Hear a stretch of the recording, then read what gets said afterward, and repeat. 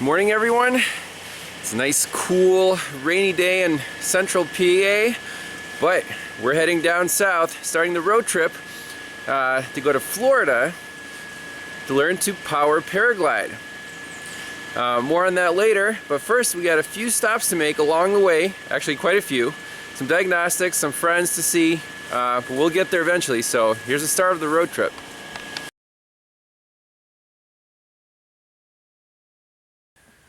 First stop on the Florida road trip. Hey, time to revisit the Chevy Kay 1500 from the Christmas special. The owner says since he picked it up for 2 months, it was perfect. I mean, perfect. Now it's developed this little surge when you let off the gas and it's just coasting downhill. Kind of like, and I said the RPMs go up and down. It says it still has great power. The idle is a little worse, so something changed. I'm here to check it out, so let's see what we find. Pretty good hills out there. So the Chevy is cruising perfectly on the highway. We had the speedometer pegged. So far, no issues. So we need to find a good downhill. We'll get off the gas and see what it does. We're gonna look at RPMs and the idle air control valve, just if we can see a little variation in there. Alright, so we're cresting over a hill. It's going to be a long downhill grade. Got our data pulled up. And now we're going to let off the throttle completely. So this will go to 0.7. That's where the throttle stop is set. Okay, here we go.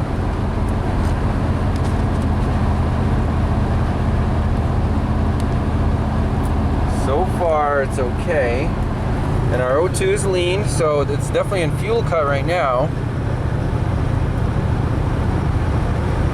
And our IAC is at 70. So didn't feel anything there. Maybe we gave you the old Italian tune-up, going 80 miles an hour.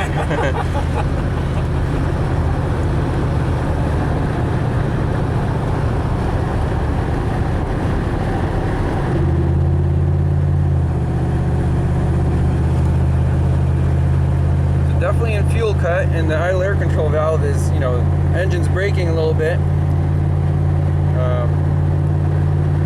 So if we see something out of the ordinary, we'll turn the camera back on. Okay, so we're just letting it sit idle. Haven't recreated the problem yet. It's a nice steady 700 RPM. The oxygen sensor is oscillating. Our block learn is at 108, which is, you know, low. IX at 19, which is good.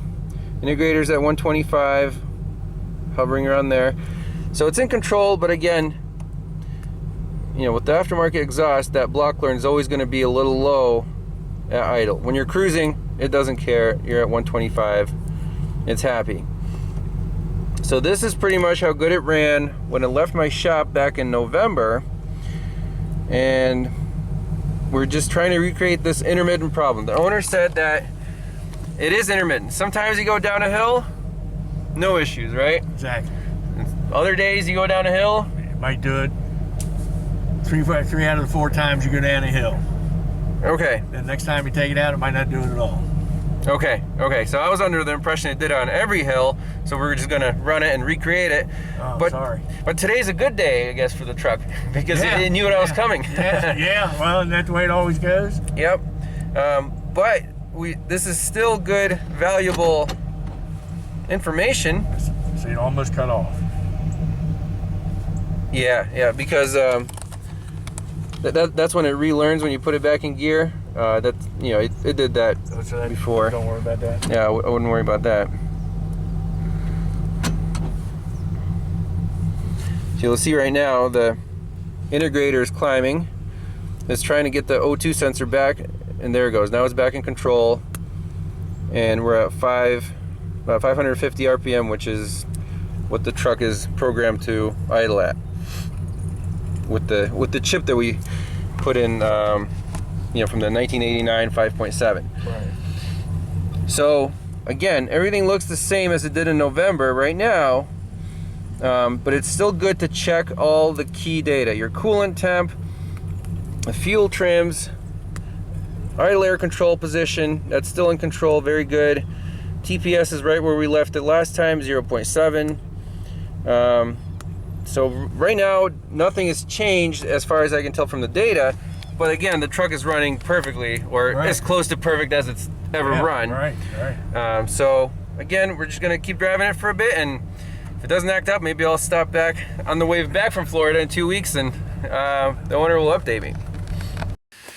All right, well, the Chevy's back in the garage. Drove as well as it did when it was at my shop, and the owner says, well, you know what? Sometimes, some days it does it, some days it doesn't. Good days and bad days. So today was a good day, apparently. But I told him, just drive the thing. Just put more miles on it, get more data. You know, it could be a little something sticky just from sitting, you know, for weeks or a month or whatever. So we'll keep you guys updated, but continue the road trip, and I'll see you in the next one. Bye-bye.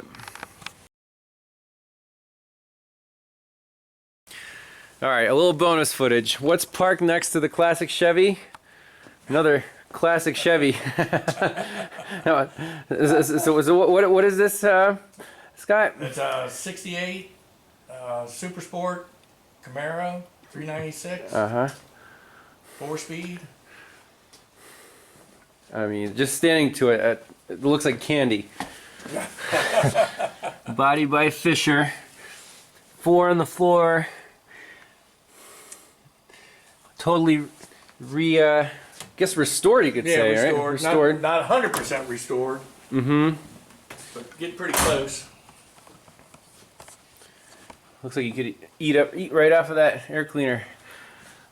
So 396 turbojet, 325 horsepower, but you said the power's bumped up with the aftermarket cam? About 425. About 425 now. Yeah. Yeah, so this is the real deal here. I had to go with some aftermarket power steering though. I got too old to fight that steering wheel. Jay, we forget what it is, but have you ever drove a car that didn't have a power steering? Oh sure, yeah. Yep, back in Russia. Yeah. We actually had a Toyota Corolla in 1978 here. Oh really? That didn't have power steering. Yep. These heavy motor cars like this, I mean that's like driving a Mack truck. Wow. When I was young I had one that didn't bother me too much. I've had this one about 15 years. Well, there you go. There's the bonus footage. Both beautiful vehicles, and thank you to Scott for showing them to us.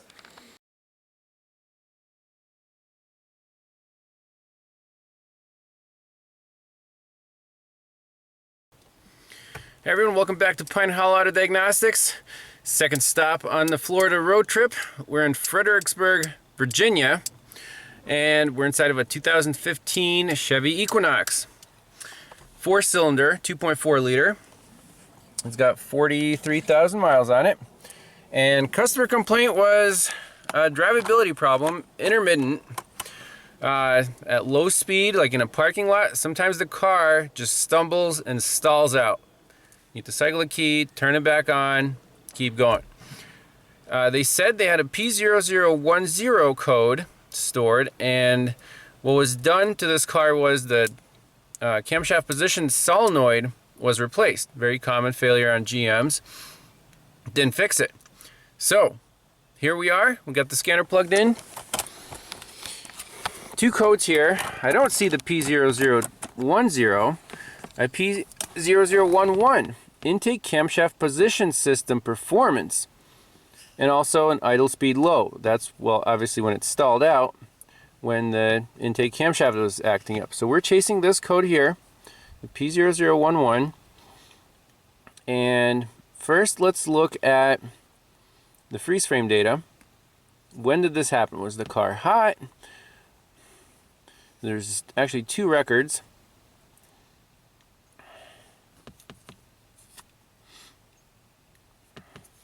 Distance since last failure. Ignition cycles will malfunction since first failure. 3 cycles. So it's intermittent. Sometimes it doesn't do it. Engine speed 800 RPM. And then let's see here. What's the ECT? Engine's fully warmed up. We're at 3.8 grams per second. 31% engine load. No throttle input. I'm looking if this thing was standing still or not. So desired and the actual exhaust angles match up, so that's cool. We have that in the freeze frame.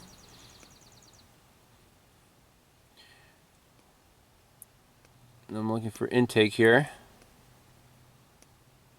Desired intake 16, intake actual angle 1. That's the problem. We have a disagreement between desired and actual. Low engine oil pressure indicator command off. In gear, okay.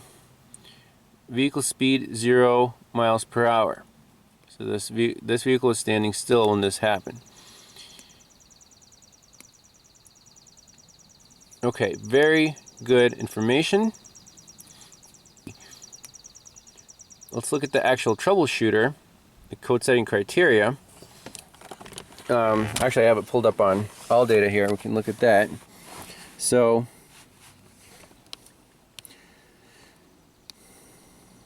it's called Intake Camshaft Position System Performance. And here's a handy chart of codes of if there's a circuit problem, it'll set certain codes, but signal performance, that's the 11 code, and the criteria. ECM detects the difference between the desired camshaft position angle and the actual camshaft position angle is greater than 6 degrees for greater than 13.5 seconds. Okay, so not a circuit fault, it's a performance problem. And what can cause this? Well, let's keep reading here. They're actually give you some tips.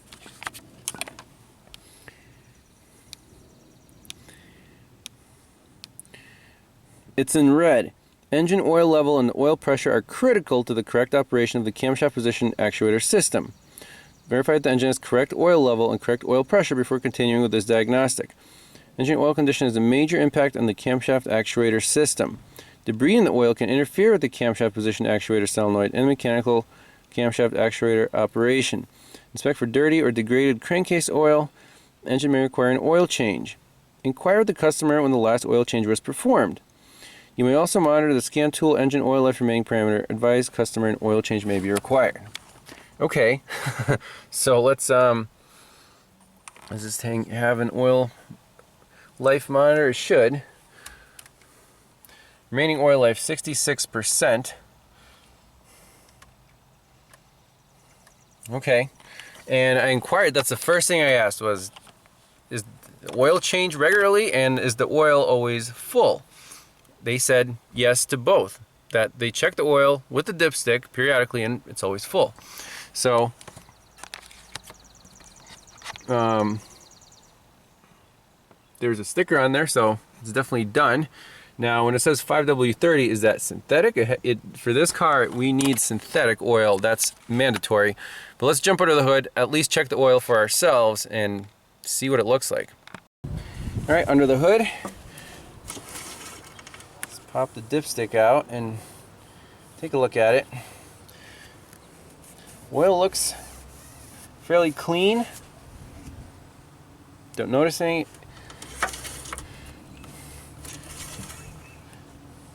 And the level is completely full. So, customer was truthful about that. Again, that everything looks good under here. Now, so let's run the vehicle. Right now, it's pretty cool. You know, I drove around the block.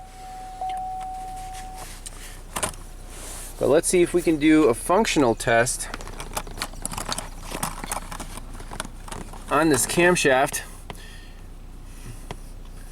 Actuator tests. Intake. Continue.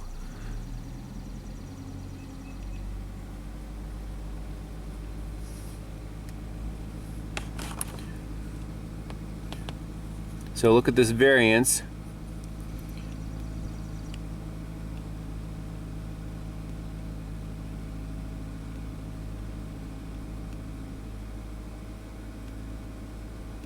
So up to 25 degrees. So right now everything looks perfect. So we have to try to recreate this problem, but if it's intermittent and, you know, what do you do?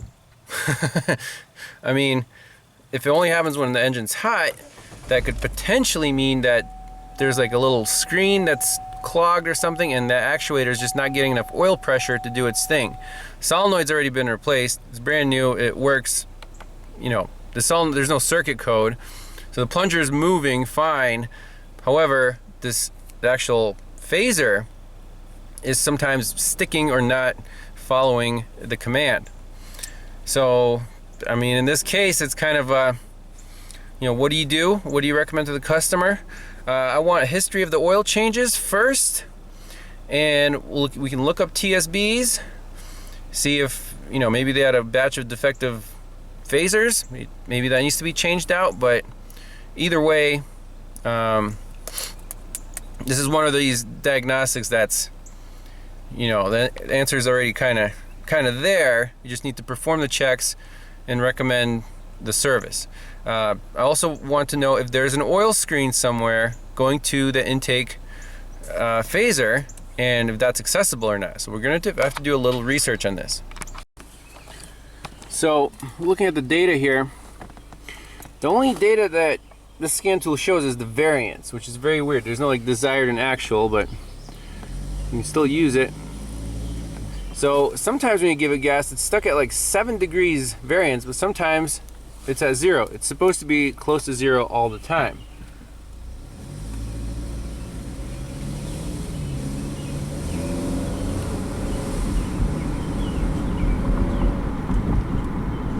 So you can see the intake is doing a lot worse than the exhaust. It's going all the way up to 7 degrees variance.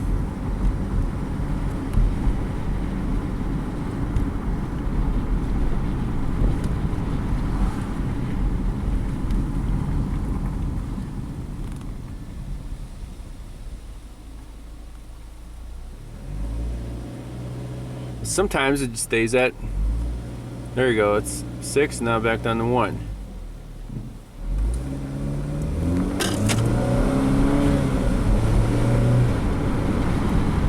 Seems to drive okay. Normal power.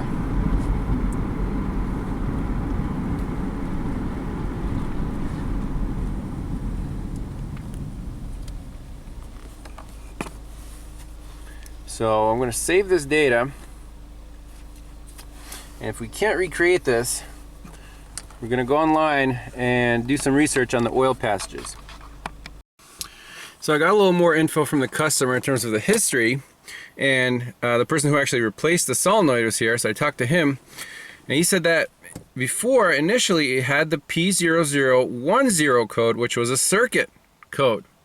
Replaced the solenoid, that code went away, but the P0011 stayed. So before he had both the 10 and the 11 code, replaced the solenoid, the 11 code stayed. So again, the OEM solenoid was used, but that does not mean it's good. The easiest thing to do here is, since you're taking that cover off anyways, is to swap the intake and the exhaust solenoids. They are the same. Clear the codes out, and if drive the vehicle, have it act up again, and if it does, it'll set the code, you know, if the solenoid's bad, the replacement, it'll set the code for the exhaust side now, and we'll be 100% sure that, hey, you got a defective replacement solenoid. If the code stays with the intake side, then we're looking at oil passageways and the phaser. So that's a fork in the road. That's the easiest way to go from there. So since I'm on the road, I'm going to tell the mechanic here to just swap the solenoids around. We'll clear the codes out, we'll drive it, and maybe on the way back from Florida, we'll do a follow-up and see if the car is better or not, or if the code's moved.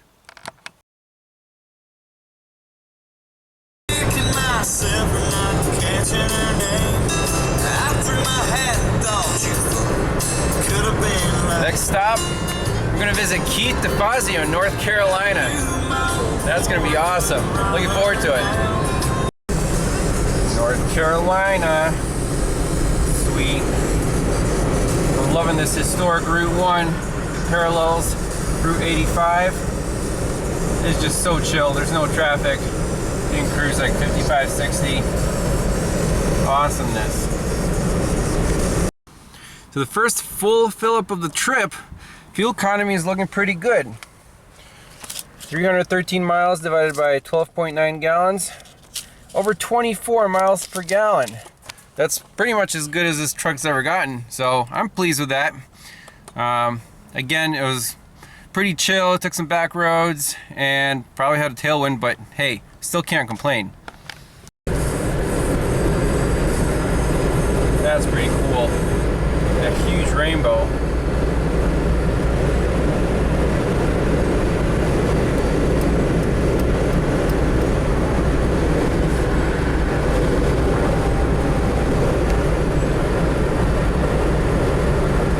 That must be Keith's house. All right, made it to Keith's new house. We got the grill fired up, and we got the XL7 and Keith's work van side by side, just like the good old days. It sure is. In Staten Island. Fantastic. So, yeah, it's good to see you again, Keith. Good seeing you. Nice to have company in a time like this. Exactly. That's my only neighbors. Right Trees? there, pitch black trees, and no, that's not true. I have other neighbors. Yeah, big difference though, that's for sure. Oh, we got the jalapeno bacon cheddar burgers going. I'm looking forward to that. I was checking out Keith's garage. Instead of a big toolbox, there's a big shelf with just scanners and scopes and programming equipment. That's pretty crazy. Yeah, about a tenth of what's actually still back up in Staten Island. And that's a tenth of what you own? Yeah, probably about that, yeah. Don't forget, I still have all the museum stuff too, all the old equipment. Some viewers have been nice enough to send down to me. And The museum. yeah, I have stuff, old scopes and Yeah, well, things that... I have like a red brick and that's about it. I gave my old Modus away to my brother. Yeah, no, we got some good stuff. We have, what was the one? OTC stuff probably. Even older. Even though I have the old Sunscope, I'm sure you have monitor, that. 4000. The Sunscope, I have a complete assembly Sunscope. That's the one that I still have to fix the gauges on and everything. I think you came with me in one shop there where the guy had it all covered and everything, but it still works. But I gotta get the gauges calibrated and stuff. That one's a beauty. But yeah, like the old OTC monitor 4000. I have another one that was called, jeez, I can't think of it now. It's one of the first. It was one of the first Diag tools though, and it's one that actually sits there and plugs in with a phone line from GM. No kidding. Yeah, it was on a phone line, and it used to transmit data back and forth like a fax machine. High tech. Yeah, now it was like state of the art stuff at the time. Had a tape recorder, and it would play back the recording of whatever it was that you took, and then the tech line would look at it as whatever data that came up there for them. Probably on some old dot matrix printer that would took like 20 minutes to print one line. But that's what they would do, and they would have the tech line call you back and give you an idea as to what the data was that you just stored as on your road trip. This is like early 90s? That was like early 90s. Well, yeah, I guess 90s. early 90s, late 80s. Okay. Yeah, in that area. I have other ones though that we used to plug into the ALDL, and it would sit there and it would give you on the older GMs also. You would plug in there, and it would sit there and bounce back and forth, and just give you blinking codes up on there. And it was a GM factory tool. Okay. Really exciting, but it was nothing more than just a blinking light that was up there on the little LED display. I actually plugged into an LDL earlier this morning. Oh, nice. On a Chevy pickup. Remember that Christmas special? Yeah. So I stopped by the guy's house in Maryland. So he's like, well, it ran perfect for 2 months, and now it's like there's a little something when you go downhill and you let off the gas, it kind of, the RPMs go up and down a little bit. So we test drove and it drove perfect. So I'm like, dude, just drive it. Right, yeah. it's not going to be like, it's a 91 Chevy with the engine swab. How good is it going to be? Right. And it's pretty damn good. I mean, it runs fantastic. So, but he was saying that he takes it to a dealer and no one knows how to work on the old stuff anymore. And that's true. Is that true? That's true. And on top of which, they actually don't have service information in a lot of cases. Wow. So right now, I think GM service information goes back to 92 or 93, and then prior to that, it stops. So they just keep cutting off years? They cut off years because they just have so much information that they have to store that they take other stuff and they send it out to vintage companies and things like that, and they'll sell it off to whomever. And then they said we don't have equipment anymore. Yeah. Seriously, you probably have something they can plug into it. Yeah, they wouldn't.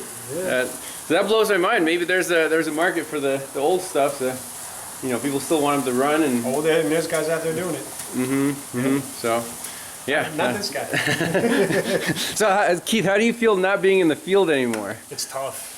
It's tough, honestly. I just sometimes I get them on the phone and I just want to push the button for them, or I just want to go, just right there, that wire. But you know, it's tough.